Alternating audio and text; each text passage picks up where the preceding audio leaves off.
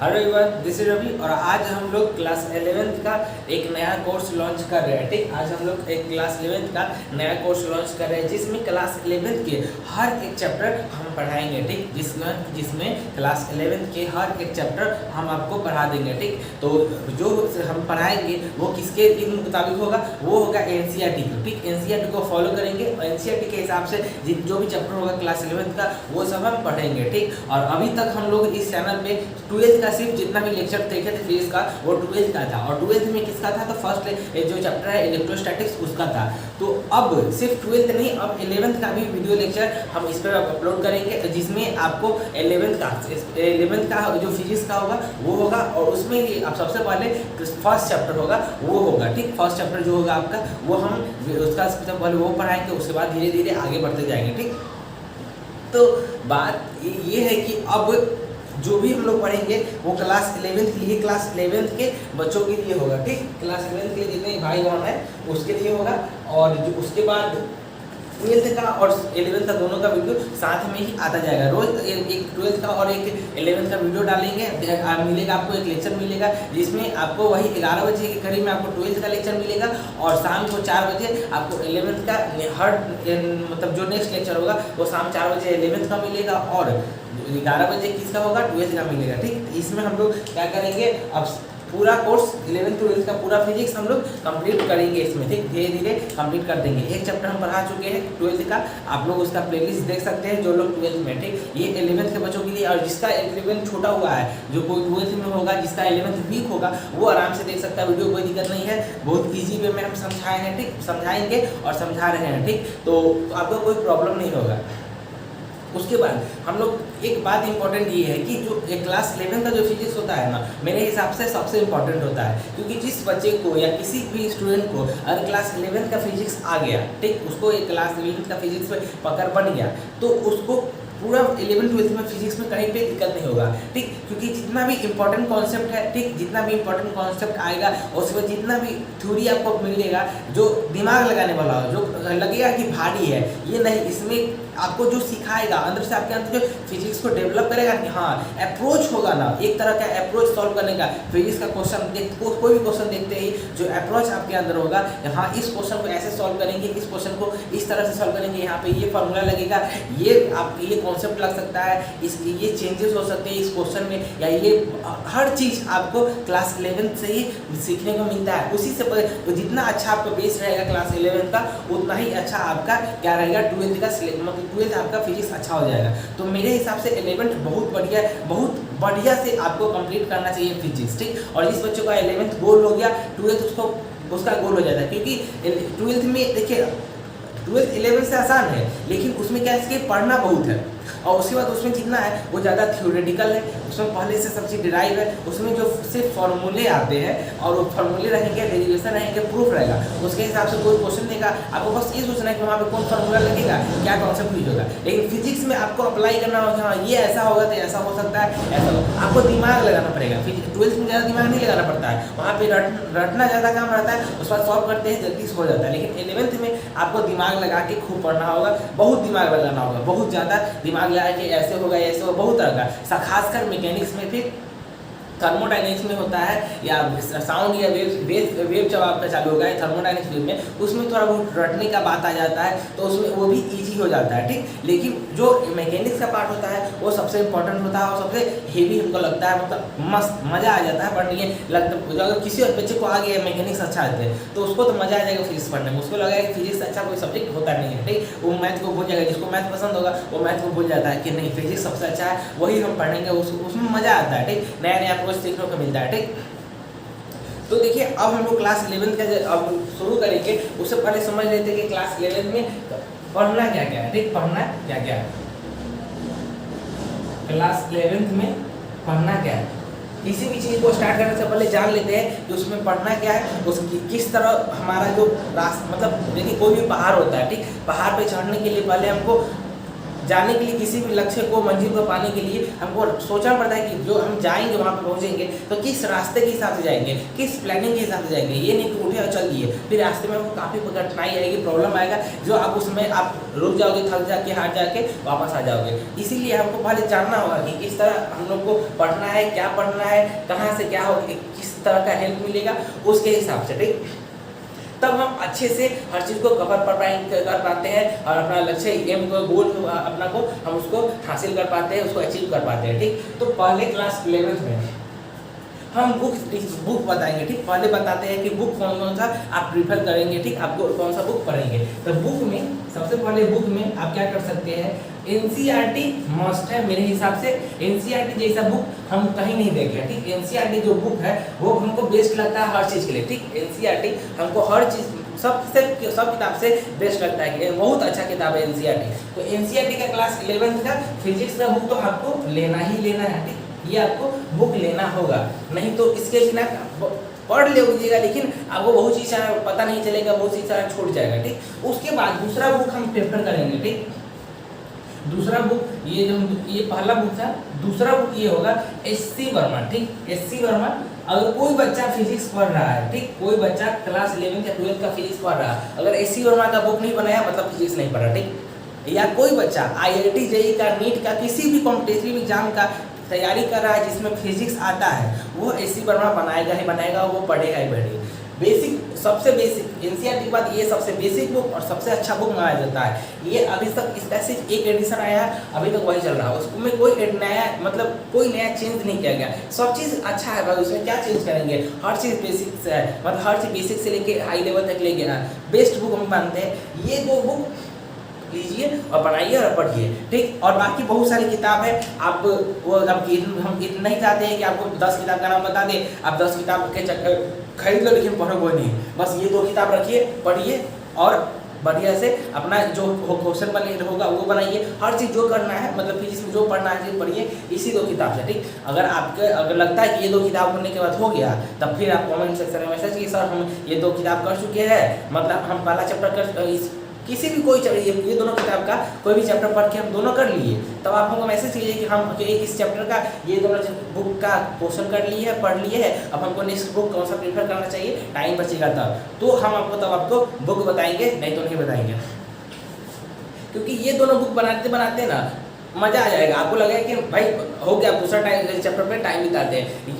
लेकिन कुछ ऐसे भी बच्चे होते हैं जो कि ये दोनों बुक को बहुत जल्दी खत्म कर लेते हैं और उसके बाद क्या करते हैं, जाते हैं और दूसरा बुक ले आते हैं और बनाते भी हैं और ख़त्म भी करते हैं। कुछ ऐसे बच्चे होते हैं और कुछ ऐसे बच्चे होते हैं जो एनसीईआरटी तक खत्म नहीं कर पाते, एससीपी का तबाती करते हैं। और कुछ बच्चे होते हैं कि एनसीईआरटी नहीं पढ़ते हैं, सिर्फ एससी वर्मा में पढ़ते हैं, लेकिन उसको भी पूरा से खत्म करते हैं। कुछ बच्चे खत्म ही करते हैं और दूसरा बुक भी प्रेफर करते हैं। लेकिन जो बच्चा अच्छा से पढ़ता है वो पहले एनसीईआरटी बनाता है, एससी वर्मा भी बनाता है और अनदर बुक भी बनाता है। अगर आपको फिर भी लगता है कि नहीं और सर नहीं बता दीजिए या भैया बता दीजिए एक कौन बुक पढ़ना है, तो एक बुक है वो पढ़ सकते हैं, आराम से पढ़िए, लेकिन कभी खत्म नहीं होगा मेरे हिसाब से। डीसी पांडे की किताब आएगा फिजिक्स का, डीसी पांडे का, वो उसका किताब आप पढ़ सकते हैं, ठीक। डीसी पांडे का एक फिजिक्स का किताब आता है, वो फिजिक्स के लिए आता है, तो वो बुक आप पढ़ सकते हैं अगर ये दोनों कंप्लीट करने के बाद। और हमको नहीं लगता कि डीसी पांडे खत्म करने के तक आपको लगता है टाइम मिलेगा, डीसी पार्ट खत्म करने के बाद ही आपको नहीं लगता कि बच जाएगा कि नहीं, हमको टाइम बचा है, हमको और दूसरा बुक बनाना है, हमको नहीं लगता कि ऐसा कुछ होगा। ये 3 बुक बना लीजिए बहुत है, ठीक। ये 3 बुक बना लीजिए बहुत है। उसके बाद अगर कोई बच्चा बना लेता है तो भाई वो तो जीनियस है, ठीक, वो तो जीनियस है, अच्छा तो बहुत अच्छा कर सकता है। बहुत बनाए ये बुक के बाद दोबारा बनाए, दूसरा बुक भी ट्राई करे, बहुत सारा बुक है मार्केट में, कोई बुक खराब नहीं है। लेकिन ये 3 बुक हम मानते हैं कि पहले ये दोनों तो मस्ट है और ये आपको सेकेंड है। अगर बहुत आप अच्छे पढ़ने में तब डीसी पांडे बनाइए, कोई दिक्कत नहीं है, ठीक। उसके बाद ये बुक की बात रही, अब देखिएगा सिलेबस क्या है, ठीक। अब देखिएगा सिलेबस क्या है, तो देखिए हम एक बार में आपको पूरा सिलेबस नहीं बताएंगे, टाइम चला जाता है और ऊपर से बच्चा डर जाता है कि अरे भाई इतना पढ़ना है, तो वो इसमें प्रॉब्लम हो जाता है। ठीक, हम बस आपको स्टार्टिंग का मतलब हम बताएंगे ब्रांच वाइज की क्या होता है। ठीक, पहले आपको मिल जाएगा कि बेसिक्स मिलेगा। ठीक, आपको बेसिक मिलेगा जीरो से, आपको पूरा जीरो से बेसिक पहला चैप्टर, ये 12 चैप्टर आपको एनसीईआरटी के हिसाब से देखिएगा तो फिजिकल वर्ल्ड है, दूसरा यूनिट एंड डायमेंशन है, तीसरा काइनेमेटिक्स, ये सब बुक आप देखिएगा तो आपको मिल जाएगा। ठीक, एनसीईआरटी बुक देखिएगा तो उसमें सिलेबस लिखा हुआ मिल जाएगा। लेकिन देखिए हम मानते हैं कि पहला चैप्टर जो होना चाहिए वो बेसिक होना चाहिए, कि पहले फिजिक्स को स्टार्ट करने समझने से पहले उसको समझने के लिए क्या क्या टूल्स जरूरी होते हैं, क्या क्या इंपॉर्टेंट चीज़ जरूरी होगा, क्या क्या समझना होगा, क्या चीज़ जरूरी पड़ेगा उसमें, वो पहले वो देखना पड़ता है। पहला चैप्टर हम आपको बेसिक्स पढ़ाएंगे फिजिक्स का। ठीक है, जिससे आपको फिजिक्स को पढ़ने में दिक्कत नहीं होगा। ठीक, पहला चैप्टर बेसिक होगा, जिसमें आप कह सकते हैं कि एनसीईआरटी का जो चैप्टर 1 2 होगा फिजिकल वर्ल्ड, या आपको ये बोल सकते हैं यूनिट एंड डायमेंशन, वो दोनों को मिलाकर ही एक चैप्टर जो बना है उसको वही चैप्टर हम यहाँ पर क्या नाम दिए, बेसिक्स दिए। दूसरा चैप्टर हो जाएगा आपका, ठीक, दूसरा क्या चैप्टर हो जाएगा, दूसरा चैप्टर आपको बेसिक्स के बाद हम आपको क्या पढ़ा देंगे, यूनिट डायमेंशन हम नहीं बताएंगे। ठीक, यूनिट डायमेंशन हम नहीं बताएंगे, बेसिक्स होता है, उसके बाद यूनिट एंड डायमेंशन होगा जो कि हम नहीं पढ़ाएंगे। क्यों? क्योंकि मेरा मानना ये मानना है कि जो बच्चा 11 शुरू से फिजिक्स पढ़ता है और 3-4 महीना 5 महीना अगर फिजिक्स जो बच्चा लगातार पढ़ लिया, उसको यह चैप्टर पढ़ने का मतलब ही नहीं बनता है। क्यों? क्योंकि वह धीरे धीरे सीख जाता है कि किस चीज़ के लिए क्या यूनिट है, किस चीज़ के लिए क्या डायमेंशन है, वह खुद समझ जाता है, वह खुद निकाल पाता है। तो पढ़ने के लिए तो आप पढ़ सकते हैं, लेकिन हम नहीं पढ़ाएंगे। क्यों? क्योंकि ये बच्चा खुद सीखता है और सीखना भी चाहिए। ठीक, अगर किसी को पढ़ने का मन हो तो आप एनसीईआरटी उठाइए, वो एसी वर्मा उठाइए, बनाइए, लेकिन ये नहीं कि इसका जो हम इंपॉर्टेंट पॉइंट है वो नहीं बताएंगे। हम बेसिक्स में ही यूनिट डायमेंशन का हर चीज़ बता देंगे। ठीक, बेसिक्स में हम लोग का जो चैप्टर होगा उसमें ही हम हर चीज़ बता देंगे। ठीक, उसके बाद जो हमारा थर्ड चैप्टर होगा वो होगा काइनेमेटिक्स। ठीक, वो होगा काइनेमेटिक्स। ये जो हमारा फर्स्ट चैप्टर थर्ड चैप्टर होगा वो काइनेमेटिक्स होगा। यहाँ से मैकेनिक्स स्टार्ट, मैकेनिक्स तो बोलता पहले चैप्टर से स्टार्ट है, लेकिन काइनेमेटिक्स से हम एक तरह से मानते हैं कि मैकेनिक्स स्टार्ट होता है। तो पहला आपका बेसिक्स हो जाता है, आपका यूनिट डायमेंशन हो जाता है, फिर दूसरा तीसरा काइनेमेटिक्स हो जाता है। काइनेमेटिक्स किस ब्रांच में आता है? तो काइनेमेटिक्स आपको मैकेनिक्स ब्रांच में आता है। ठीक, मैकेनिक्स ब्रांच में आपको काइनेमेटिक्स आता है। ठीक, मैकेनिक्स ये ब्रांच किसके ब्रांच में आएगा? ये मैकेनिक्स के ब्रांच में आएगा। ठीक, ये मैकेनिक्स के ब्रांच में आता है फिजिक्स का। ठीक, 3-4 बहुत सारे 5-6 ब्रांच है, उसमें मैकेनिक्स में ये काइनेमेटिक्स चैप्टर सब आता है। इसमें ठीक है, आपको जिसमें पहले इलेक्ट्रिकल मोशन पहला इस 12 पार्ट होगा, इसमें काइनेमेटिक्स में इलेक्ट्रिकल मोशन, फिर उसके बाद प्रोजेक्टाइल मोशन, उसके बाद यही सब रिलेटिव मोशन हो जाएगा। फिर उसके बाद आपको डायरेक्ट आ जाता है कि न्यूटन्स का लॉ आ जाता है, उसके बाद फ्रिक्शन आ जाता है। ये सब जो चैप्टर है आप एनसीईआरटी में देखिएगा, आपको मिलता जाएगा, या इसी वाला में आपको और अच्छा से मिल जाता है। उसमें थोड़ा हर टॉपिक को भी उसमें एक चैप्टर बना दिया गया है। ठीक, उसमें हर टॉपिक को भी एक चैप्टर का रूप दे दिया गया है, तो अच्छा लगता है। मतलब छोटा बहुत जो बड़ा टॉपिक को उसको चैप्टर का रूप दिया है, तो समझ में आता है हाँ ये चीज़ हमको पढ़ना था और ये इस तरह पढ़ना है, और ये इसमें इतना ये इम्पोर्टेंट चीज़ है। ठीक, बात समझ में आई? उसके बाद ये है कि जो हम लोग का नेक्स्ट आगे का होगा, ये मैकेनिक्स के बाद हम लोग का उसके बाद क्या पढ़ेंगे, थर्मोडायनेमिक्स पढ़ेंगे। ठीक, अब हम लिखेंगे नहीं, अब बहुत हो गया। ठीक, अब कितना बहुत सिलेबस है, 11-12 का भी सिलेबस है, सब समझाने के लिए चक्कर में वो टाइम बहुत वेस्ट हो जाता है। ठीक, और आज हमको पहला चैप्टर खत्म करना है, इसीलिए हम बस आपको एक इंट्रोडक्शन देंगे। ठीक, इंट्रोडक्शन दें तो मैकेनिक्स में काइनेमेटिक्स में आ जाएगा, बहुत सारा 5-6 चैप्टर आ जाता है। उसके बाद आपको क्या आ जाएगा कि थर्मोडायनेमिक्स आ जाएगा। थर्मोडायनेमिक्स में 3-4 चैप्टर, उसके बाद आपको वेव्स आ जाएगा। ठीक, वेव्स में जैसे साउंड वेव हो गया, स्ट्रिंग वेव हो गया, ये सब आपका जो चैप्टर है वेव्स का चैप्टर हो गया।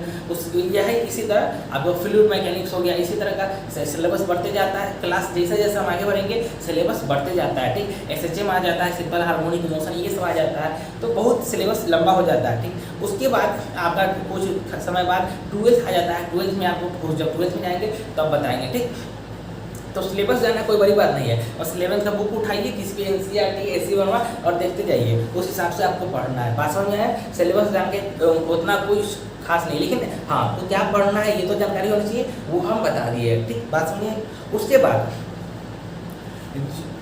ये सब था आपको इंट्रोडक्शन था आपको क्या था पूरा की जो कोर्स हम लोग शुरू कर रहे हैं 11th का, उसमें क्या था आपको इंट्रोडक्शन था, ठीक। उसके बाद जो फर्स्ट चैप्टर होता है इसके हिसाब से जो फिजिकल वर्ल्ड होता है वो आज हम खत्म कर देते हैं, ठीक। अभी जस्ट खत्म कर लेंगे, 5 मिनट का चैप्टर है, इससे ज़्यादा चैप्टर नहीं है, बात समझ में आया।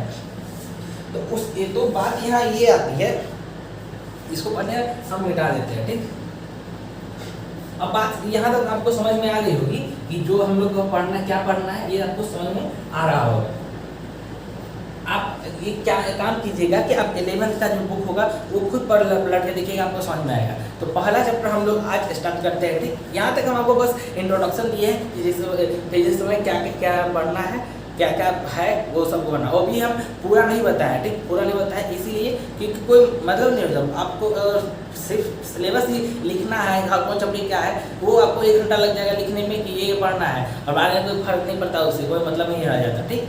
तो पहला चैप्टर हम लोग का जो होगा वो होगा फिजिकल वर्ल्ड, ठीक। हम लोग का जो अभी आज स्टार्ट करेंगे वो होगा फिजिकल वर्ल्ड।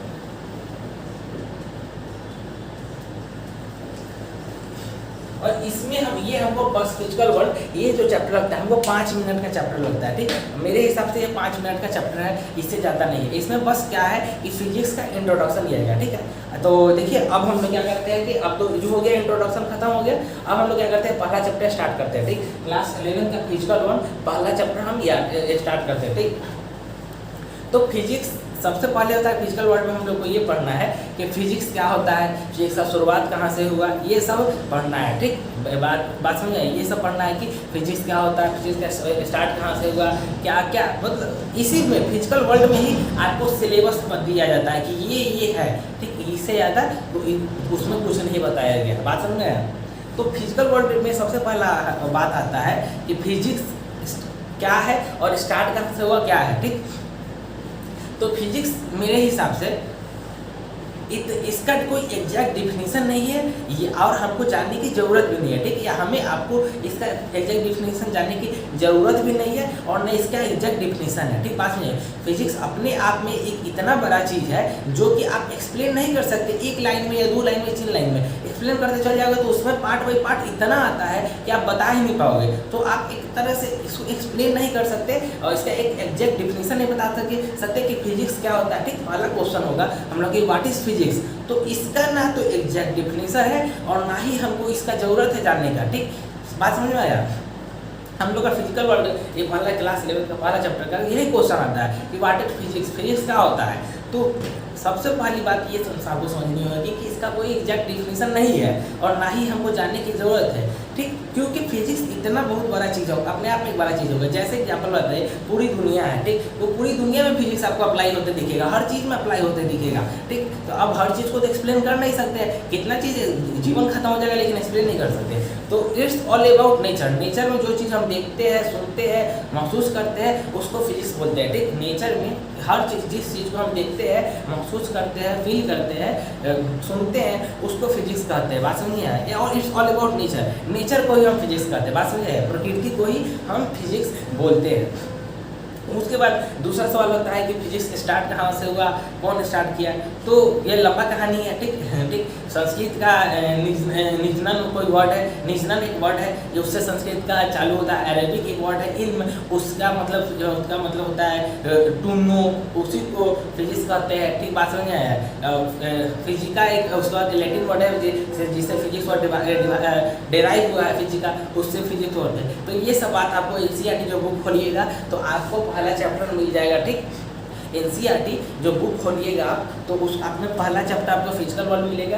कोई कॉन्सेप्चुअल बात नहीं है, बस क्या है उसमें आपको लाइन बाई लाइन कहानी की तरह लिखा हुआ है कि कौन खोजा क्या खोजा ये सब। तो ये सब पढ़ने वाली चीज़ नहीं होती है। यहाँ हम आपको लिटरेचर थोड़ी पढ़ा रहे हैं कि लाइन बाई लाइन की कहानी सुना, ठीक। यहाँ तो फिजिक्स पढ़ रहे हैं, physics is all about concept, ठीक। Physics is all about concept. Concept आपको आता है सब तब आपको फिजिक्स आता है, कॉन्सेप्ट नहीं आता है मतलब फिजिक्स नहीं आता है। रट कर फिजिक्स नहीं आ सकता है, इम्पॉसिबल है, ठीक। रटने के बाद किसी भी बच्चा को फिजिक्स नहीं आया है।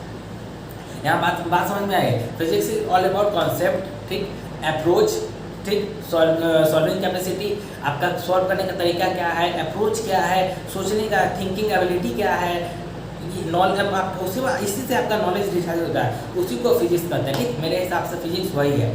तो फिजिक्स मज़ेदार चीज़ है और इंटरेस्टिंग चीज़ फिजिक्स ही जो ऐसा चीज़ है जिसको पढ़ने में मज़ा आता है। फिजिक्स से बहुत सारी चीज़ होती है। अभी कोई कोई बात आ जाता है फिजिक्स क्या है तब, या मैथ क्या है, तो यही सब आता है। तो कोई बोलता है कि physics is the language of math या math is the language of physics, ऐसा कुछ बात नहीं है। सब एक दूसरे से रिलेटेड है, सब एक दूसरे को पढ़ने में समझने में मदद करता है। ठीक, आप उसको किसी तरह, हम एक बात जानते हैं, आप एक ही बात समझिए कि किसी चीज़ को डिफाइन नहीं कर सकते। ठीक, हम बहुत चीज़ मतलब किसी भी हर चीज़ को आप डिफाइन नहीं कर सकते, किसी भी चीज़ को नहीं, हर चीज़ को बात में समझिए, हर किसी भी चीज़ को डिफाइन कर सकते, बहुत चीज़ को डिफाइन कर सकते, उसका एग्जैक्ट डिफिनेशन होगा। लेकिन हर चीज़ को हम डिफाइन नहीं कर सकते कि एग्जैक्ट यही चीज़ होगा भाई, इसके अलावा कुछ नहीं होगा। ठीक, तो हम हर चीज़ को डिफाइन नहीं कर सकते, उसको बस हम लोग समझ सकते कि ये है, इससे अलग कुछ नहीं है। उसी तरह फिजिक्स को हम डिफाइन नहीं कर सकते। Physics is all about nature. ठीक, physics is all about nature.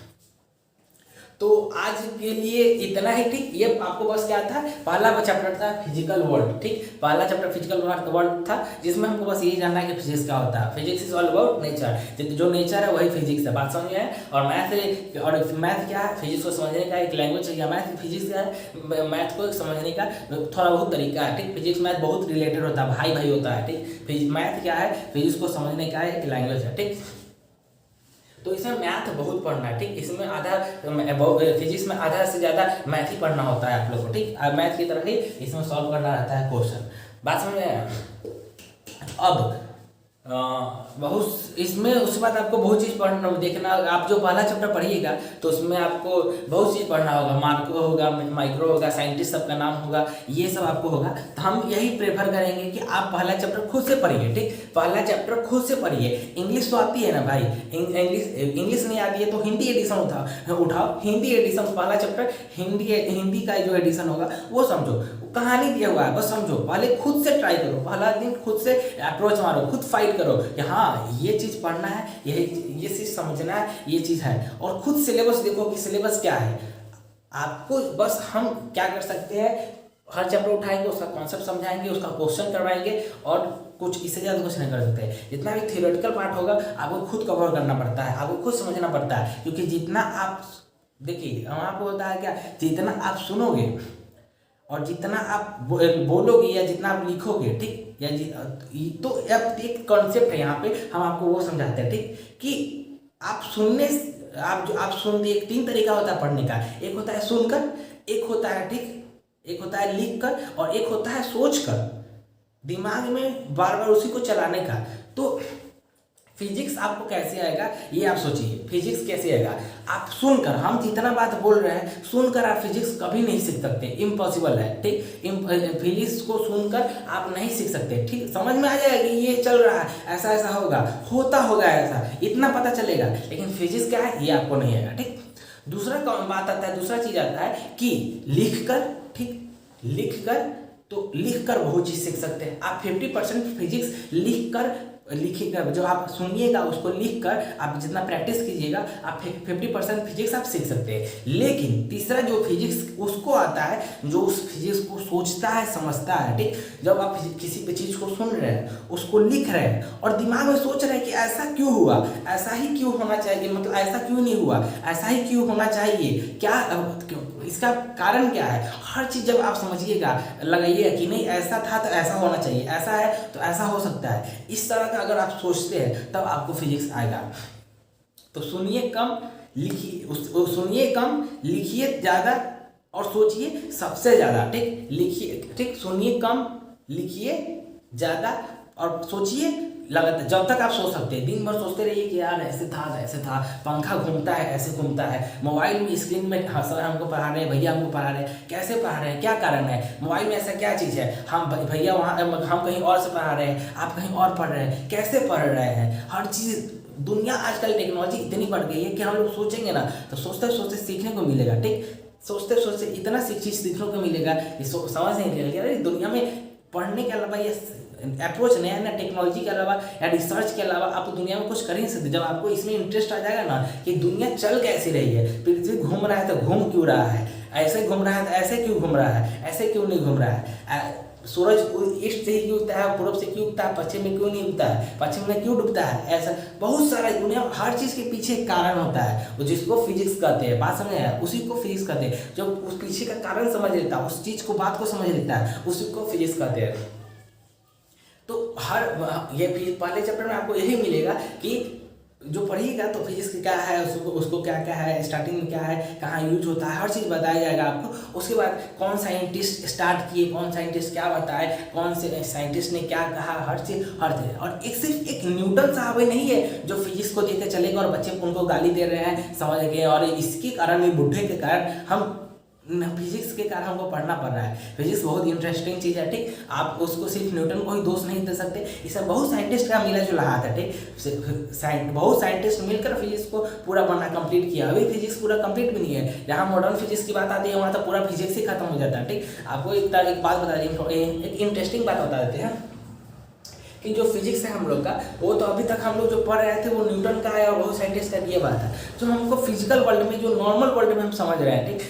लेकिन जहाँ पर मॉडर्न फिजिक्स की बात आ जाती है वहाँ सारा फिजिक्स गोल हो जाता है, ठीक। अभी तक हम लोग जितना मतलब शुरू से मॉडर्न फिजिक्स तक पहुँचते पहुँचते जितना फिजिक्स पढ़ेंगे वो सब मतलब वो वहाँ पे साफ हो जाएगा कि बेकार है, उसका कोई मतलब नहीं है पढ़ने का, वो जीरो है, ठीक। वो फिजिक्स बेकार का है, उसको पढ़ने का कोई मतलब नहीं है। मॉडर्न फिजिक्स एक अपना दुनिया है। तो इसी तरह फिजिक्स को हम बोल लेना, व्हाट इज फिजिक्स का मतलब यही होता है फिजिकल वर्ल्ड में, यही जानना है कि फिजिक्स को हम डिफाइन नहीं कर सकते, ठीक। बात समझे, फिजिक्स को डिफाइन कर ही नहीं सकते, इम्पॉसिबल है, और उसको जानने की जरूरत भी नहीं है, ठीक। जितना पढ़िएगा उतना ही ज़्यादा समझ में आएगा, ठीक। जितना पढ़िएगा और उतना ही कंफ्यूजन भी होगा, ठीक। तो ये नहीं समझते कि पढ़ें नहीं पढ़ेंगे, ठीक, अच्छे से पढ़ेंगे।